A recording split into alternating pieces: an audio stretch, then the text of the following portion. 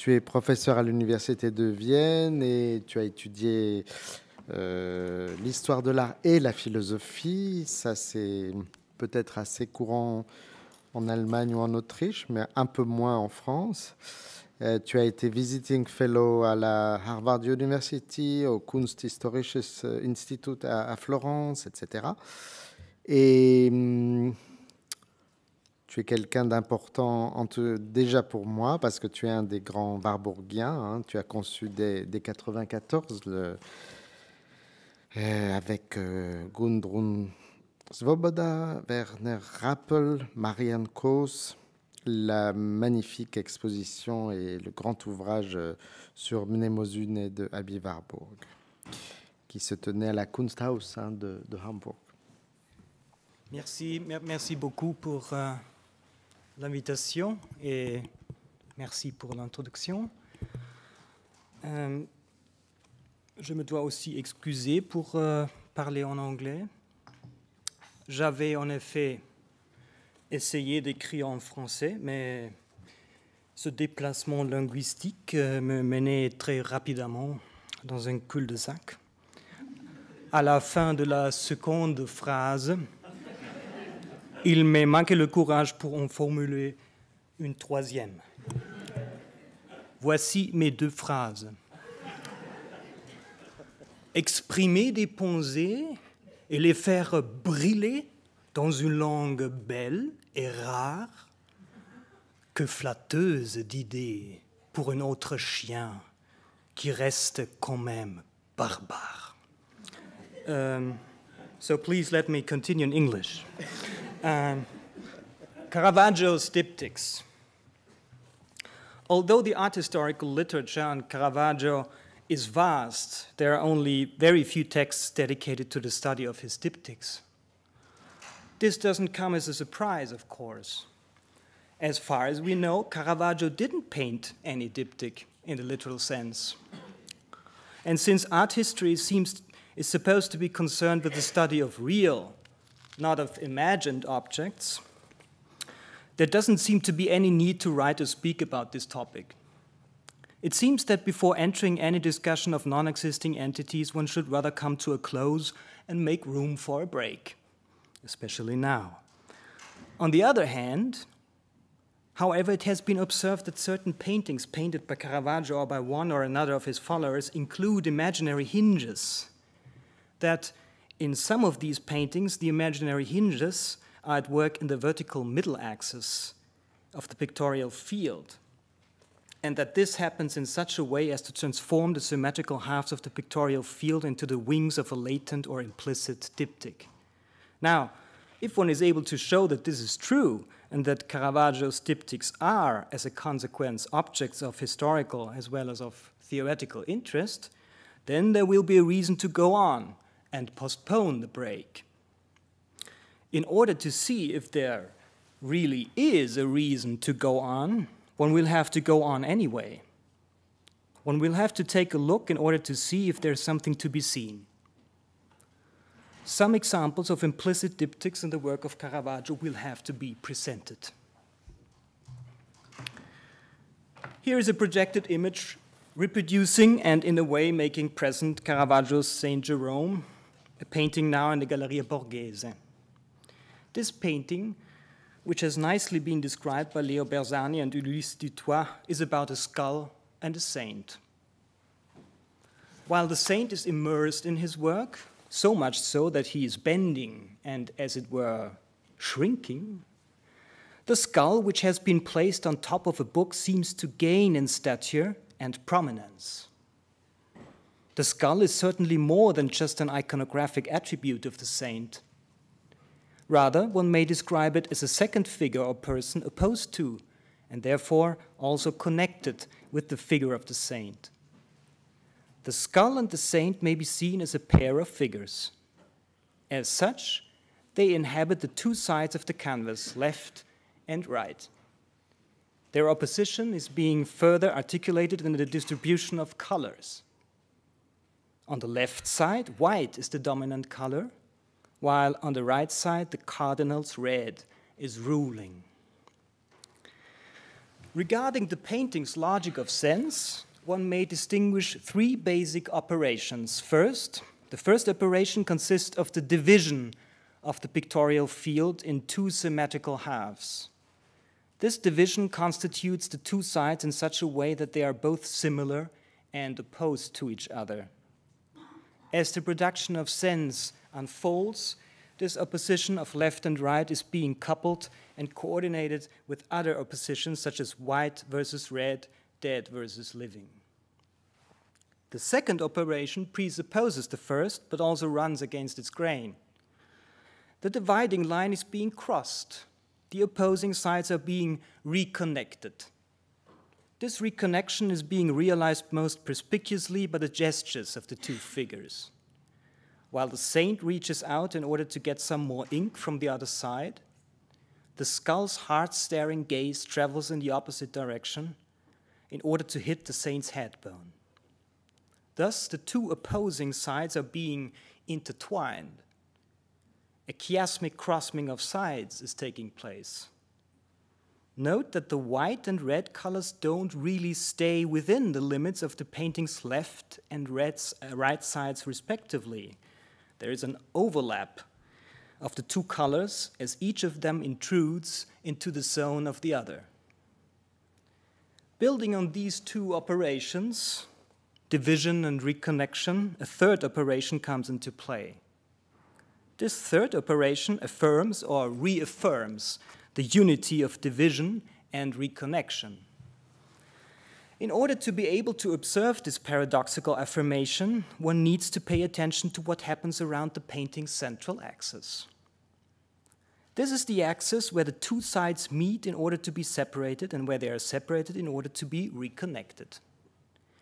Three things come together around this axis as if to figure forth its paradoxical character: the fold of an open folio, the crook of Jérôme's right arm, and an adjacent bunch of red fabric mirroring the book's fold as well as the arm's crook. In this way, the painting's central axis is interpreted as some kind of joint or fold. The painting reveals itself to be a latent or implicit diptych, not only because of the composition's twofoldness, but also and especially because the beholder is asked to imagine a hinge operating in its central axis. Imagine the painting to be an open book which could be closed in such a way that its two sides touch each other not only at the place of the central fold, but everywhere.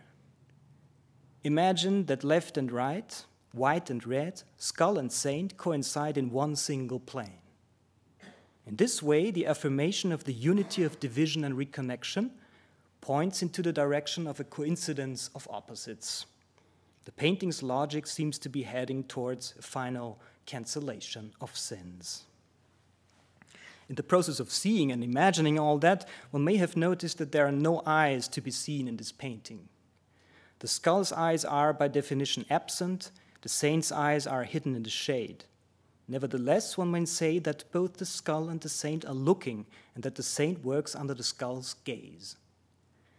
He is being observed by the skull, whom he doesn't visibly take note of. Now, as the skull observes the saint, the beholder observes the skull observing the saint. So the skull is to the saint what the beholder is to the painting. Let the speaker note in passing, and without giving any proof of it, that painted diptychs in the late medieval and early modern period used to prefigure or model the relationship between beholder and painting in very similar ways. The Saint Jerome of the Galleria Borghese may be the most perspicuous latent diptych in the work of Caravaggio, but it certainly isn't the only one. Another, earlier example is provided by the rest on the Flight into Egypt, the well-known and wonderful painting of the Galleria Doria Pamphili. Regardless of the stylistic differences between the two paintings, their logic of sense is quite similar. Again, the analysis of the operations that constitute the painting's sense and bring it close to paradox may start from the idea of a primordial division dividing the pictorial field into two halves, left and right. And again, this opposition of left and right is being coordinated in the painting's formal organization with further pairs of opposites. To the left, a barren world. To the right, a thriving one. To the left, open eyes, the nicest of which perhaps is the large eye of the donkey.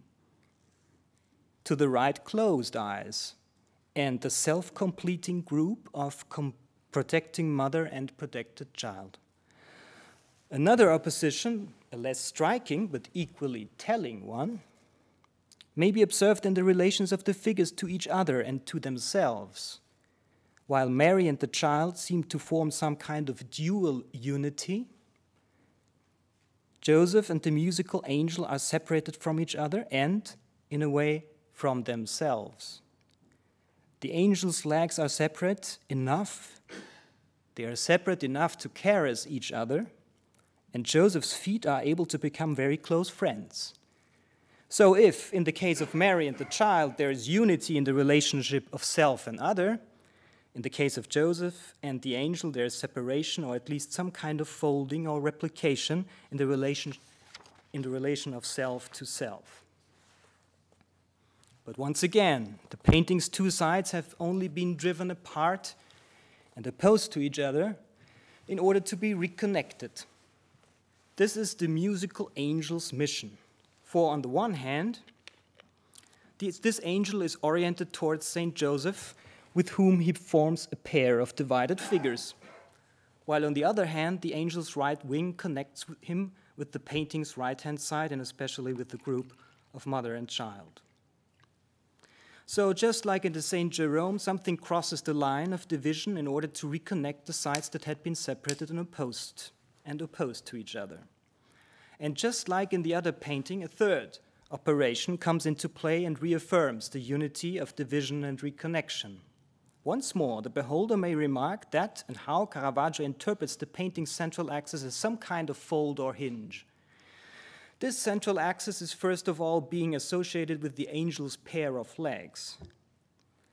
The drapery circling around these legs adds a rotational movement to their self-enamored twofoldness. The resulting impression is of something like a hinge, and this impression gains in consistency as soon as one pays attention to the angel's pair of wings. For these wings are being presented in such a way as to imply operations of opening and closing. The angel's left wing, exactly in the painting's central axis, is like an open door, while his right wing is like a door that is closed or ajar, and that shields the group of mother and child. As a consequence, the painting's left-hand side, the side of the open eyes, remains unconcealed, whereas the right-hand side, the side of the closed eyes, is provided with an additional shutter. This being said, it won't be difficult to remark that the musical score in Joseph's hands may be seen as a little model of the tableau as a whole, that it is, so to speak, the mise en abîme of its overall structure. Just like the tableau as a whole, the musical score is a rectangular field articulated by a vertical axis. And just like in the tableau as a whole, this vertical axis allows for operations of opening and closing. Once the booklet is closed, its two opposing sides will be reconnected and touch each other like the limbs of some self-enamored body. Folding and turning, opening and closing, separating and reconnecting, these are some of the operations playing on the field of this canvas. There are certainly many more paintings by Caravaggio that are affected or infected by the logic of the hinge. The scope of the phenomenon is larger than one might suspect at first, for the hinge principle is at work not only in the organization of pictorial fields, but also in the articulation of painted bodies. It takes possession of painted bodies. And although this doesn't necessarily mean that every painting where this happens may appropriately be described as a latent or implicit diptych, it is easy to see that the two sides of the phenomenon are hardly ever disconnected. As the articulation of pictorial fields impinges on the articulation of painted bodies, the latter feeds back into the articulation of pictorial fields.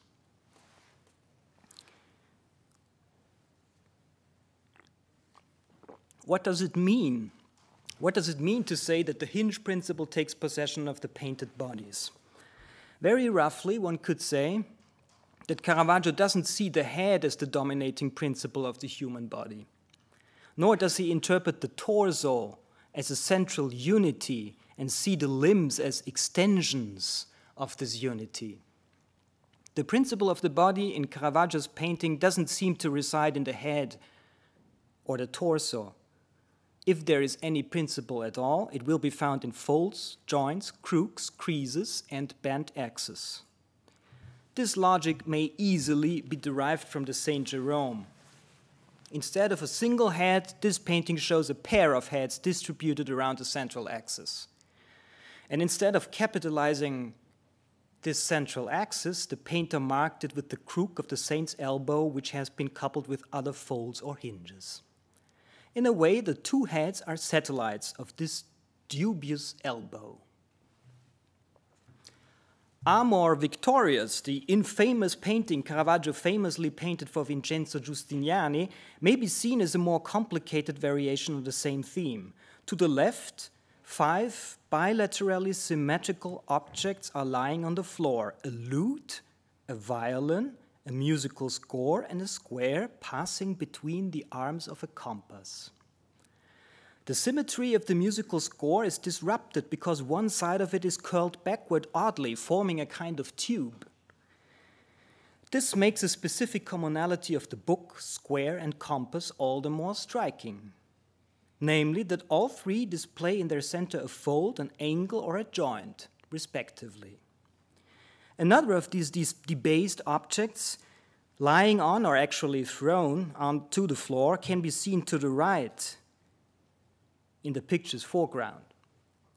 This is a cuirass without a head or a core, like all cuirasses without wearers, though equipped with several hinges and a sharp projection on the breast. It takes a while to see the thing rightly because it is so bent out of shape. Even the original, it's very hard to see this. Having come this far, an analogy becomes apparent with the music book and the body of the youth. The ungentle contact with the floor spreads the armor apart. The left part of the leg protector has been bent forcibly to the side. This is, you can hardly see it here. This is the left leg protector, bent to the side.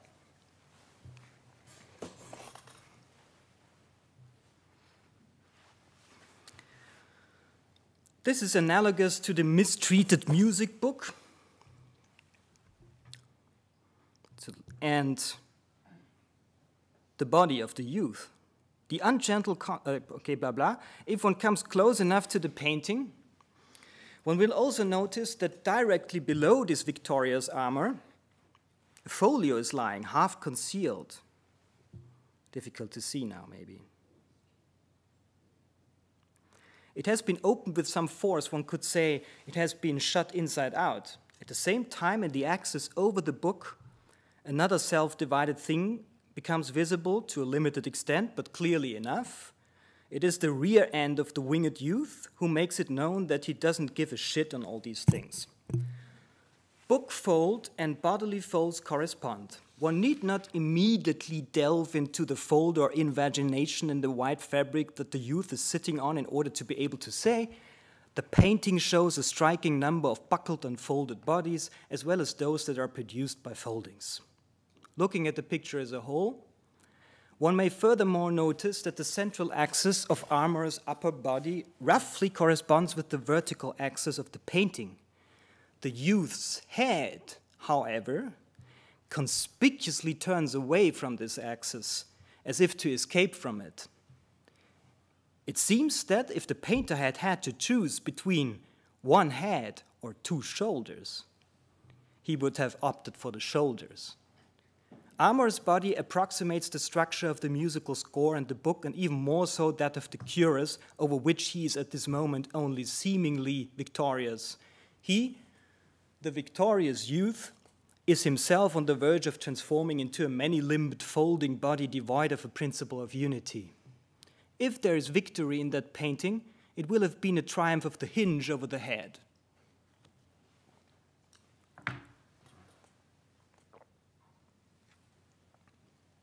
Although the art historical literature on Caravaggio is vast, there are only very few texts dedicated to the study of his diptychs.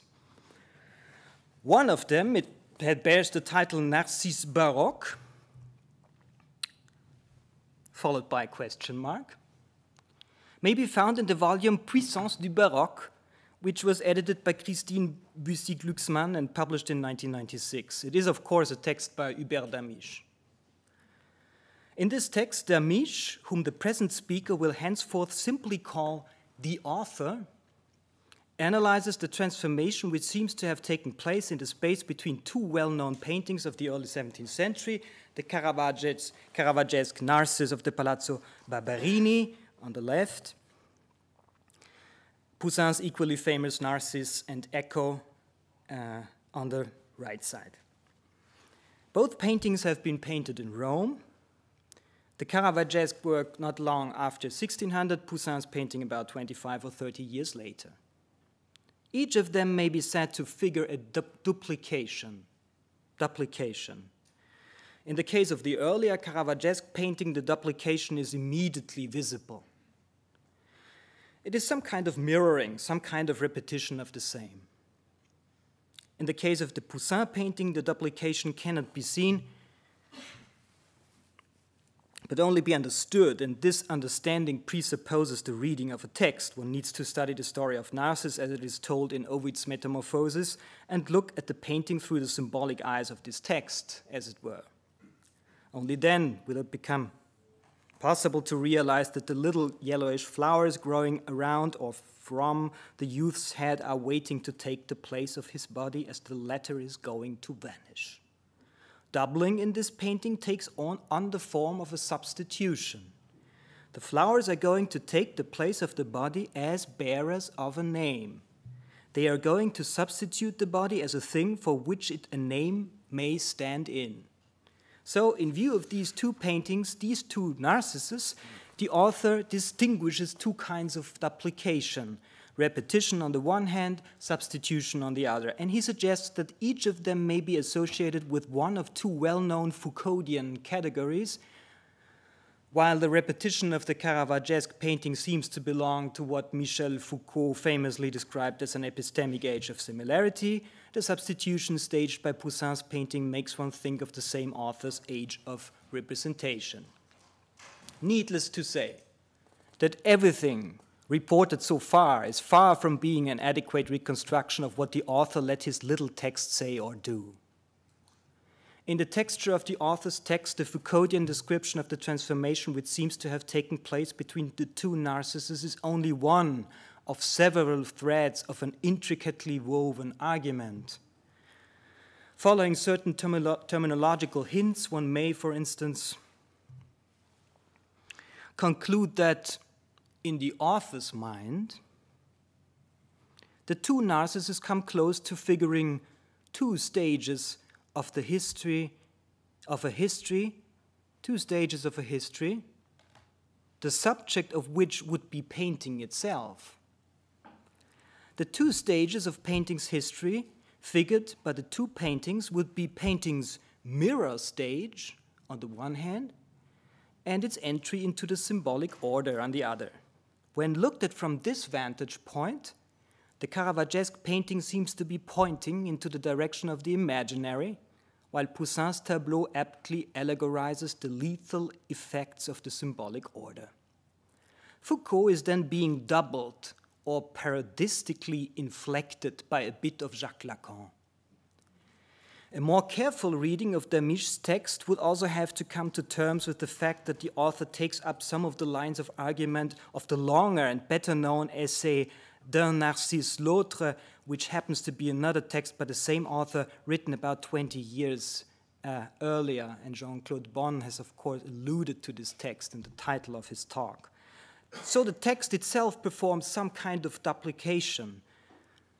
And although it is difficult to say if and in what sense it substitutes or takes the place of the earlier text, it is certainly true that it doesn't only repeat what had been said before.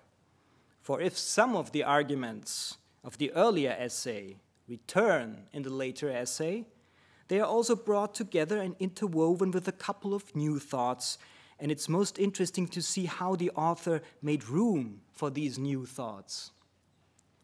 He did so by way of describing the Caravaggesque narcissus as some kind of diptych, or more generally, a painting to be folded. He called the painting a tableau ployant. So here we are. Back in 1996, Hubert Damisch suggested that the horizontal line which separates but also connects the upper and lower parts of the Caravaggesque narcissus of the Palazzo Barberini may be seen not only as an axis of symmetry and of mirroring, but also as some kind of imaginary hinge or fold.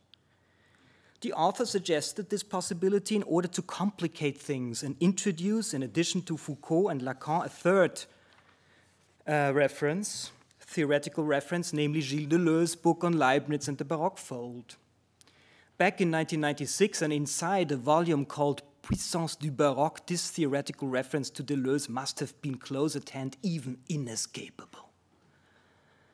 But as always, the author had his own interests and wouldn't stop pursuing them. As the present speaker is trying to look over his shoulder and watch his moves more closely, it seems to him that, back in 1996, the author isn't so much interested in finding an answer to the question what, if anything, makes the Caravaggesque narcissus a Baroque painting. It rather seems to him the author wants to see and say more clearly what, if anything, makes it a tableau. He sees the author arrive at the conclusion that although there is something that makes the painting a tableau, this something isn't really a thing. It isn't part of the painting's material support, but playing or operating on it. So it is important to remember, says the author back in 1996, that Deleuze in his book on Leibniz and the Baroque has conceptualized the fold as an operation. For only then will one understand how a fold can make a painting a tableau. Certainly, there are many different kinds of operations capable of making a painting a tableau, and the fold is only one of them, but it is one of them, says the author back in 1996. What is an operation? It may be thought of as a transformation. An operation transforms a given state of affairs into another state of affairs. The result of one operation may become the starting point of another operation. For instance, a triangle that has first been translated may then be mirrored. A door that has been opened may be closed. It is possible that one operation reverses or cancels another. A triangle, it is possible that the result of one operation becomes the starting point for another instance of the very same operation. A triangle that has first been mirrored may be mirrored once again. In this case, the operation is said to work recursively. And it is in view of this very possibility, the possibility of recursion, that the author, looking at the axis of fold in the Caravaggesque narcissus, remarks that this axis of fold isn't really a straight line, but seems to have something like a gap or wrinkle in it. It is as if the fold had itself been folded. This recursion may, according to the author back in 1996, be thought of as the first and crucial step in a process that, in principle, cannot be stopped and therefore goes on infinitely, just like the Deleuzian fold. To describe the fold as an operation means to think of foldings or unfoldings and their possible results. In order to divide a given field, one may have to fold it. But the act of folding the field may also result in the connection of hitherto separate parts, bringing them together in the way the opposite pages of a book touch one another once the book has been closed. To fold a thing or to turn it around an axis or hinge may be a way of closing it. But, as Marcel Duchamp and after him Jacques Lacan have shown, it may also, and even simultaneously, be an act of opening. To divide and to connect, to open and to close, these are some of the operations a fold or hinge may perform or make possible. If in the first part of the talk one has tried to describe such operations more in detail, and in view of the logic of sense or nonsense of certain paintings, this topic may now be restated in Damischian terms. It has been the speaker's intention to show that the Caravaggesque Narcissus of the Palazzo Barberini isn't a self-sufficient insular example. On the contrary, this Caravaggesque painting seems to be an element or echo of a group of paintings by Caravaggio, a group of paintings the elements of which could, following the author's suggestions, be characterized as tableaux ployants. For these paintings are neither just material objects or simply symbolic images, but fields of operations or of transformations. They are tableaux in the author's sense of the word. And since among the conditions of possibility of their operations are certain imaginary hinges or folds which have been introduced into these paintings, the latter may be characterized more specifically as tableaux ployants. Back in 1996, the author's interest in the Deleuzian fold seems to have had two sides, a theoretical and a historical one. Theoretically, it served the clarification of the concept of the tableau or tableau ployant. As for the other, historical side of the interest, one should say it wasn't necessarily connected with any discussion of Baroque concepts or the concept of the Baroque. This historical interest may therefore be reformulated as a simple question, which doesn't care about the Baroqueness of the Deleuzian or Leibnizian fold. The question is, what does it mean, historically, to say diptych where, literally speaking, there is no diptych? Back in 1996, the author suggested that if, literally speaking, the Narcissus isn't a diptych, it is not even a laptop, it may nevertheless be the case that a diptych or polyptych has been recuperated. The author didn't want to make explicit how such a recuperation may have happened, and maybe he was right to say so little, for in a bunch of arguments, the absent or hazy ones tend to be the most beautiful. But since this kind of elegance defies repetition, the present speaker is forced to present a case in point which may serve as a model for further reflection. The projection projects a painting by Jan Gossard, which may sometimes, certainly not always, be seen in the Kunsthistorisches Museum in Vienna. This painting cannot really be folded. Literally speaking, it isn't a diptych. But although it cannot really be folded, it may nevertheless be said to recuperate or imply the fold or hinge of a diptych. It is a latent or implicit diptych. Gossard, who had himself painted a couple of real diptychs before he would paint the painting now in Vienna, made this implication quite explicit. Into a painting showing St. Luke painting the Madonna, he introduced the image of Moses holding the diptych of the tablets of the law in his hands. Although Gossard's painting lacks a real fold or hinge, it nevertheless implies or recuperates a diptych's twofoldness, very much like Christian grace was thought to have superseded and, as it were, swallowed the age of the law. Now it seems that here you see Jan Gossard as a painter of diptychs on the left side. This is of course the Paris Louvre painting. So it's Louvre on the left side and Kunsthistorisches Museum on the right side, 1518, I think, and 1520. Now it seems that, according to the author writing back in 1996, something similar must have happened in Caravaggio's case. In some way or another, the folds or hinges of earlier foldable pictures must have entered the seemingly foldless fields of some of Caravaggio's paintings. But how? Starting off from the author's general hypothesis, it is possible to put forward some further hypothetical thoughts. The painter may have seen diptychs in the collections of his patrons. And from very early on, he will certainly have been acquainted with monumental paintings painted on movable doors or wings that could be seen and still may be seen in many Italian churches. The reference here is to painted organ wings. For some of the most brilliant North Italian painters of the Renaissance, painters such as Giovanni Bellini or Jacopo Tintoretto, the decoration of organ wings became an important task, very much stimulating their pictorial intelligence. it is pleasurable to look, if only for a couple of seconds, at the organ wings which Jacopo Tintoretto in 1557 painted for the church of Santa Maria del Giglio in Venice. When these organ wings were opened and their inner sides revealed, one could see 4 Michelangelesque figures and possibly recognize the 4 evangelists, Matthew and Luke on the left-hand wing, Mark and John on the right-hand wing. One may notice that both Matthew and Mark turn from one side to the other. Matthew connecting the right and left sides of the left-hand wing, Mark connecting the right and left sides of the right-hand wing. One may also notice that the evangelist's activity is more specifically related to 4 foldable objects, namely the folios, which are presented or represented in the vicinity of the 4 vertical edges of the 2 painted wings.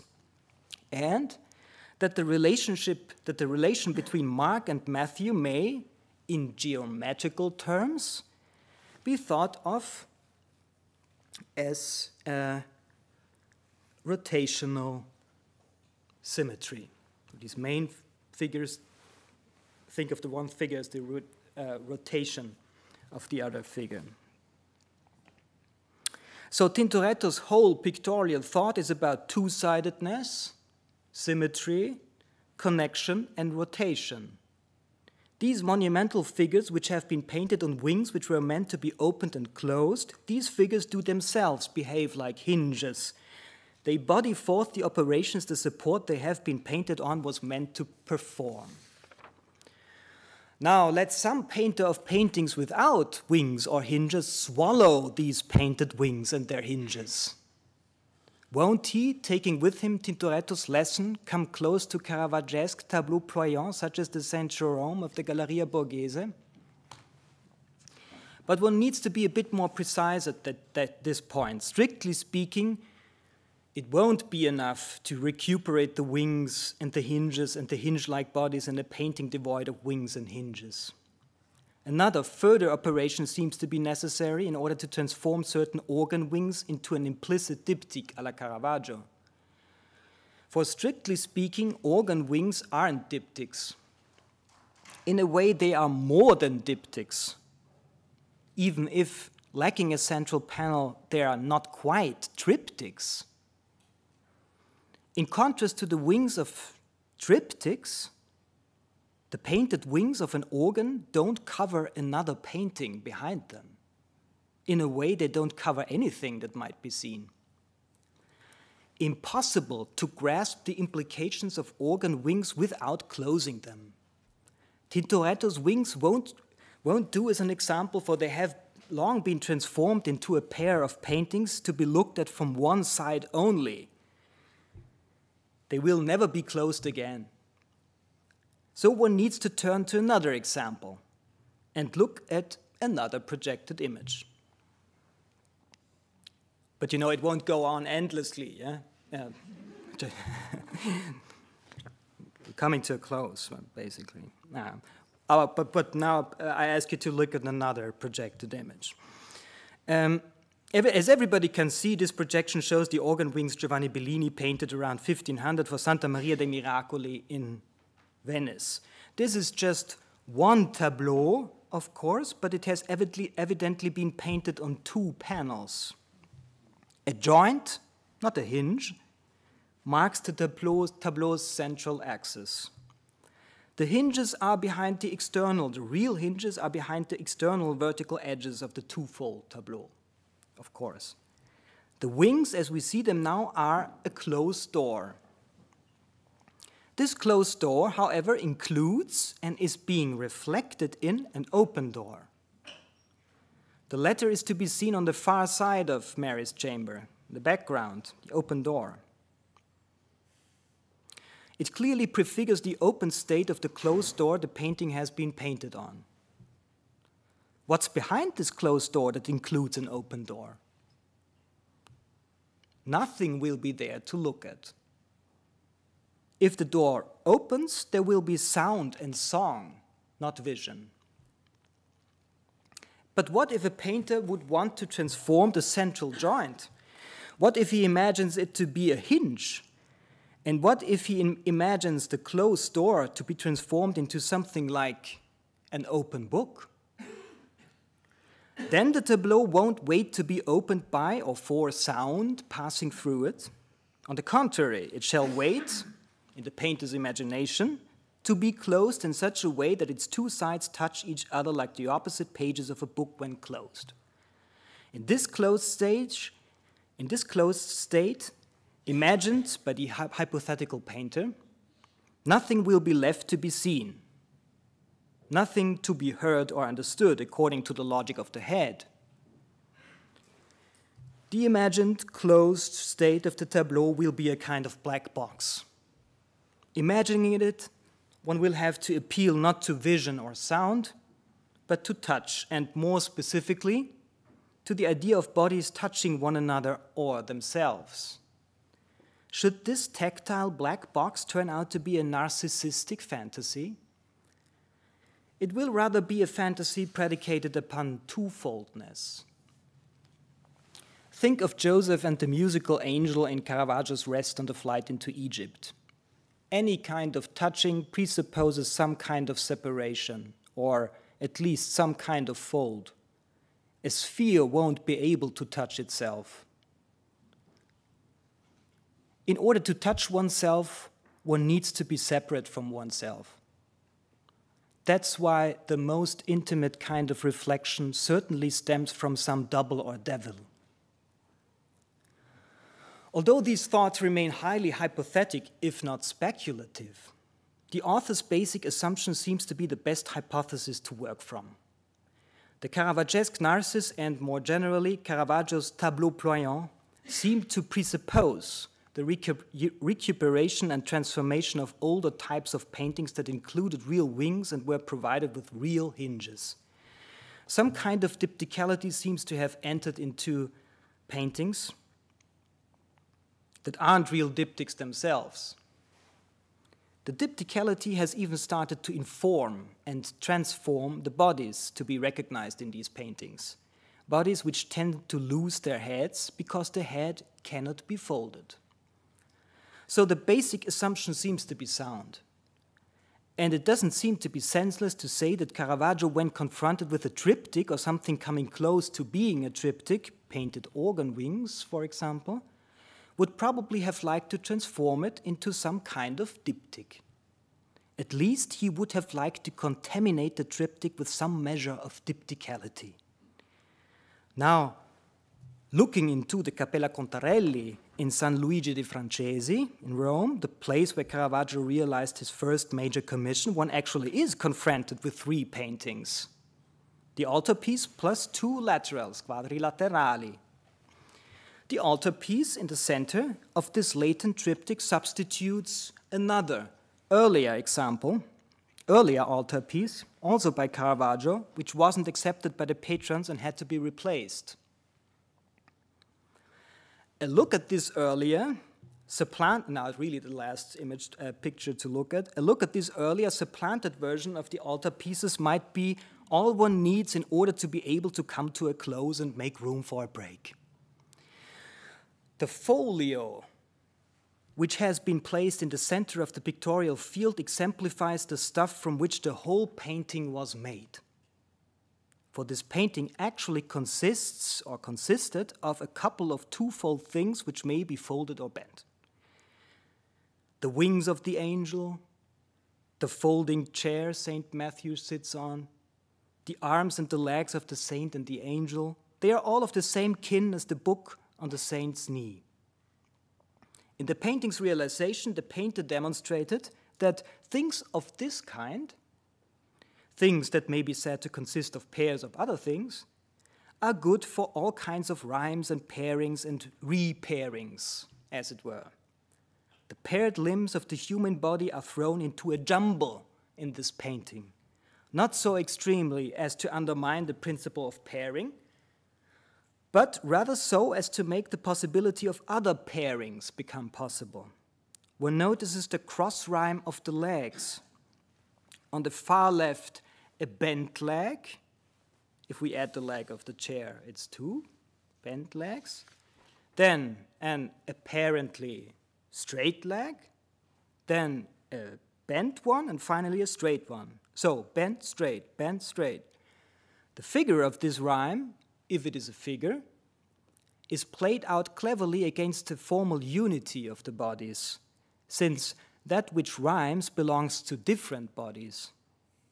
It is similar with the arms. The right arm of the saint communicates more strongly with the right arm of the angel than with his own left arm, which is cut by a shadow and which itself more readily forms a pair with the angel's left arm.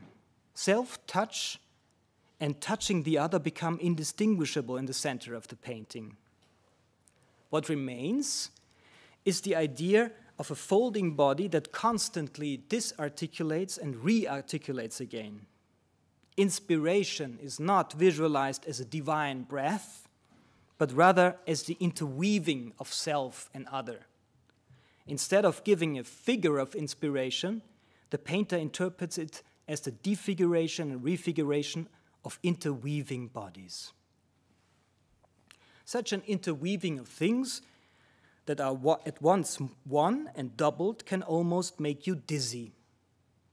To make it the center of a latent triptych runs against the grain of a certain logic of the head. Yet it seems to be an elegant and inspiring and most logical move according to the logic of the hinge. Thank you.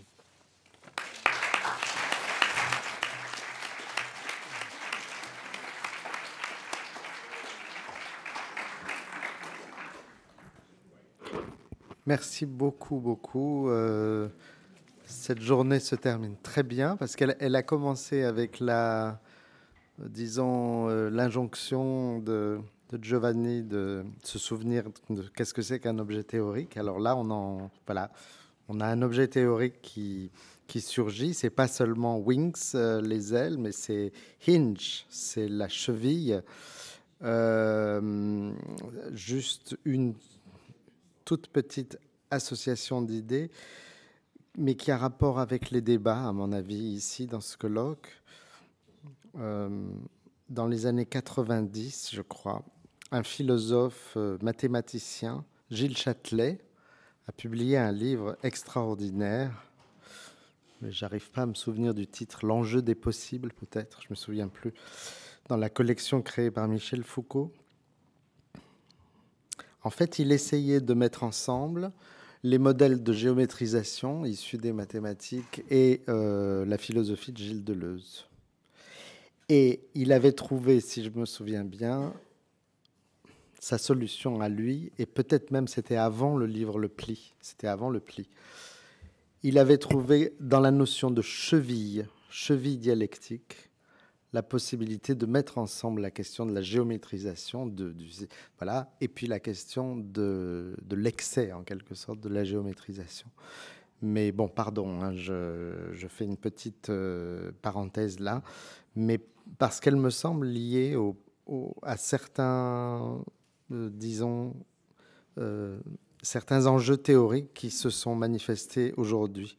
Mais vraiment un grand merci pour ce hinge. Voilà. Est-ce que, je suppose qu'il y a des questions? Oui. Oui. Pardon. Il y a quelqu'un? Mais lentement, s'il vous plaît, parce que mon français n'est pas très développé, sauf pour faire des poèmes. Yes, thank you very much. I find this idea that the structure of the pictorial field may be informed by actual older structures with hinges and wings very interesting. Is it a phenomenon limited to Caravaggio or something more general for the art of the time? Are you making a statement for Caravaggio? I think it's no. I think it's the same. A similar thing happens earlier, 80 years earlier or so, with Gossard. This would be an example that it's a more general thing transformation taking place, and it has to do, of course, very roughly speaking, it has to do with the transformation of pictures comprising many fields into the dominance of the tableau form. So this, of course, is one of the most important transformations happening between the 15th and 17th century. And I think those who have written about this most cleverly and inspiringly are Wolfgang Kemp and his school. So this would be a larger, and again, one would see it's, Hubert Damisch was very right to put a question mark about behind this Narcisse Baroque, and because he had already seen that this transformation there may sometimes be connected with the Baroque, but it's a more general thing. Yeah, but then, of course, the conditions under which this transformation happens in Caravaggio are quite different from what one sees happening here in Jan Gossard. So thank you very much, Wolfram. I'm really very excited by this talk, and I was wondering if at any moment you saw some theological investment in Caravaggio, construction of sometimes double figures that are not really double. I'm thinking to Vocazione di San Matteo, where the Christ make this gesture and Peter then make not really the same, but it's a duplication. And as you know, I'm trying to look at this phenomenon in terms of resemblance and dissemblance and conformation and negative conformation. That's to say that this phenomenon of it's not really specularity, it's something more complicated, could be related to an anthropological conception of resemblance and dissemblance. That would be. I'm waiting for your Caravaggio book to. The only thing I figured out earlier was that there is a connection in the Saint Thomas, that there's some process of doubling taking place, and Saint Thomas is of course Didymus. Saint Thomas is the twin. So and there's a relationship between doubleness and doubt. But I think, meanwhile, you have shown that my interpretation was wrong, so or at least there's some problem in it. So I would like to look for other. As I said, I'm really waiting for new insights. I'm arriving at this, of course, from this formal and formalistic side, and maybe it's because I have read too much of. Directly coming from a formalist tradition of Viennese art history, and then looking into the books of French art historians, and seeing, of course, also Georges Duberman writing about hinges. That's where I arrived. Now you have already moved on, and I have to try to keep up with what you're making. Raymond Bellour.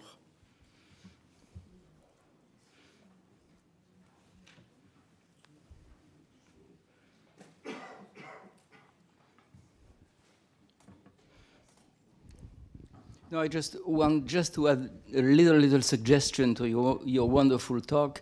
It's about the way in which, in the Poussin painting, and I don't remember if Hubert Damisch speaks about that in his essay on Narcisse or not. Yeah. On the painting, yes, but about my detail.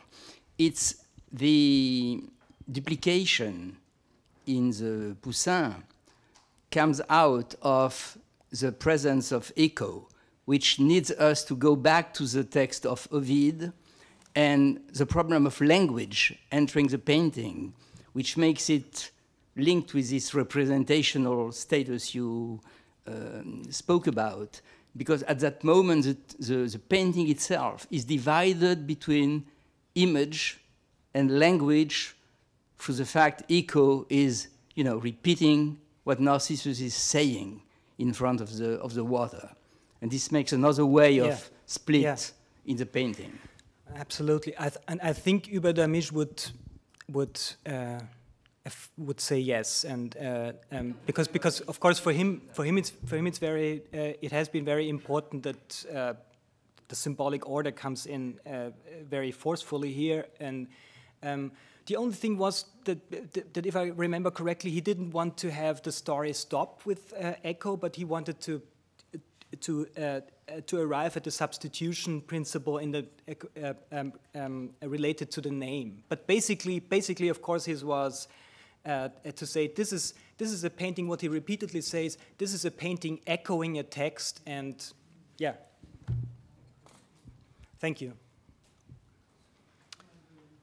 Bien, si vous me permettez, donc. Il y a donc une vingtaine d'années déjà, Françoise Viat a organisé toute une série d'expositions extraordinaires, hein, en demandant à différentes grandes figures intellectuelles au Louvre.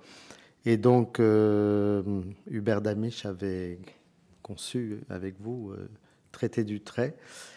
En fait, je ne connais pas ce film, donc je ne sais pas qui l'a réalisé. Donc, pardon ? C'est Eric qui l'a fait.